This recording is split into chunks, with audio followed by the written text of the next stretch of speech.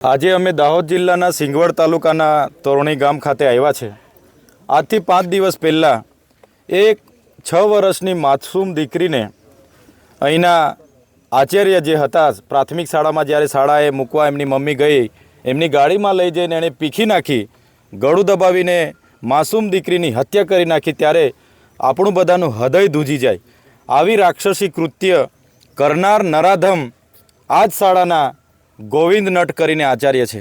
ત્યારે શિક્ષણ જગતનું માથું નમી જાય એવું કૃત્ય એમણે જ્યારે કર્યું છે, ત્યારે અમે આ પરિવારની જે દીકરી અમારી આ વચ્ચે નથી રમતી, હરતી રમતી દીકરી આજે નથી, ત્યારે એમની આત્માને પ્રકૃતિ શાંતિ આપે, સાથે પરિવાર પર જે દુઃખ આવી પડ્યું છે ત્યારે પરિવારને સાંત્વના આપવા માટે અમે આવ્યા છે। પણ તમે છેલ્લા 5 દિવસ અઠવાડિયામાં જોશો, ગુજરાતમાં એ દાહોદનું તોરણીની ઘટના હોય, રાજકોટની આટકોઈની ઘટના હોય, બોટાદની ઘટના હોય કે પાટણની ઘટના હોય, છતાં સરકાર આમાં ગંભીર નથી। એ અમારા માટે ખૂબ જ ગંભીરની બાબત છે। આ વિસ્તારના નેતાઓ મૌન સેવીને બેઠા છે। કેમ ભાઈ, બીજા રાજ્યમાં કંઈ થાય છે તો અમે મીણબત્તી લઈને સાંત્વના પાઠવો છો, ટ્વીટ કરો છો?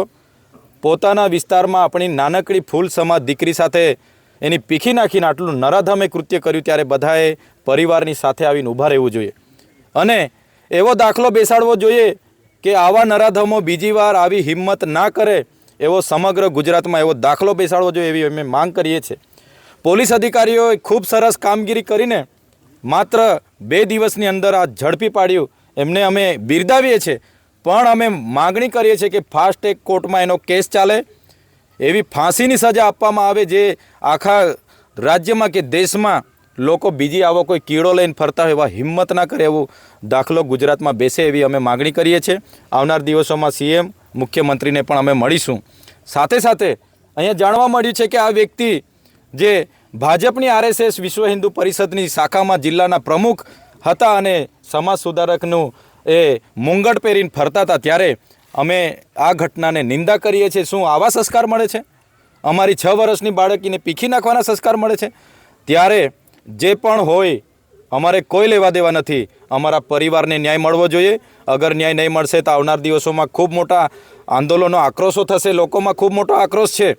એટલા માટે જ કહીએ છીએ, ફરીવાર આવી કોઈની બાળકી સાથે ઘટના નહીં ઘટે, એટલા માટે એવો દાખલો બેસાડો, એને સજા કરો, એવી અમારી આપના માધ્યમથી માગણી છે। આજે અમે દાહોદ જિલ્લાના સિંગવડ તાલુકાના તોરણી ગામ ખાતે આવ્યા છે। આજથી 5 દિવસ પહેલાં એક 6 વર્ષની માસૂમ દીકરીને અહીંના આચાર્ય જે હતા પ્રાથમિક શાળામાં જ્યારે શાળાએ મૂકવા એમની મમ્મી ગઈ, એમની ગાડીમાં લઈ જઈને એણે પીખી નાખી, ગળું દબાવીને માસૂમ દીકરીની હત્યા કરી નાખી। ત્યારે આપણું બધાનું હૃદય ધ્રુજી જાય। આવી રાક્ષસી કૃત્ય કરનાર નરાધમ આ જ શાળાના ગોવિંદ નટ કરીને આચાર્ય છે। ત્યારે શિક્ષણ જગતનું માથું નમી જાય એવું કૃત્ય એમણે જ્યારે કર્યું છે, ત્યારે અમે આ પરિવારની જે દીકરી અમારી આ વચ્ચે નથી રમતી, હરતી રમતી દીકરી આજે નથી, ત્યારે એમની આત્માને પ્રકૃતિ શાંતિ આપે, સાથે પરિવાર પર જે દુઃખ આવી પડ્યું છે ત્યારે પરિવારને સાંત્વના આપવા માટે અમે આવ્યા છે। પણ તમે છેલ્લા 5 દિવસ અઠવાડિયામાં જોશો, ગુજરાતમાં એ દાહોદનું તોરણીની ઘટના હોય, રાજકોટની આટકોઈની ઘટના હોય, બોટાદની ઘટના હોય કે પાટણની ઘટના હોય, છતાં સરકાર આમાં ગંભીર નથી। એ અમારા માટે ખૂબ જ ગંભીરની બાબત છે। આ વિસ્તારના નેતાઓ મૌન સેવીને બેઠા છે। કેમ ભાઈ, બીજા રાજ્યમાં કંઈ થાય છે તો અમે મીણબત્તી લઈને સાંત્વના પાઠવો છો, ટ્વીટ કરો છો? પોતાના વિસ્તારમાં આપણી નાનકડી ફૂલ સમાજ દીકરી સાથે એની પીખી નાખીને આટલું નરાધમે કૃત્ય કર્યું, ત્યારે બધાએ પરિવારની સાથે આવીને ઊભા રહેવું જોઈએ અને એવો દાખલો બેસાડવો જોઈએ કે આવા નરાધમો બીજી વાર આવી હિંમત ના કરે, એવો સમગ્ર ગુજરાતમાં એવો દાખલો બેસાડવો જોઈએ, એવી અમે માંગ કરીએ છીએ। પોલીસ અધિકારીઓએ ખૂબ સરસ કામગીરી કરીને માત્ર 2 દિવસની અંદર આ ઝડપી પાડ્યું, એમને અમે બિરદાવીએ છીએ। પણ અમે માગણી કરીએ છીએ કે ફાસ્ટ ટ્રેક કોર્ટમાં એનો કેસ ચાલે, એવી ફાંસીની સજા આપવામાં આવે, જે આખા રાજ્યમાં કે દેશમાં લોકો બીજી આવો કોઈ કીડો લઈને ફરતા હોય એવા હિંમત ના કરે, એવો દાખલો ગુજરાતમાં બેસે, એવી અમે માગણી કરીએ છીએ। આવનાર દિવસોમાં સીએમ મુખ્યમંત્રીને પણ અમે મળીશું।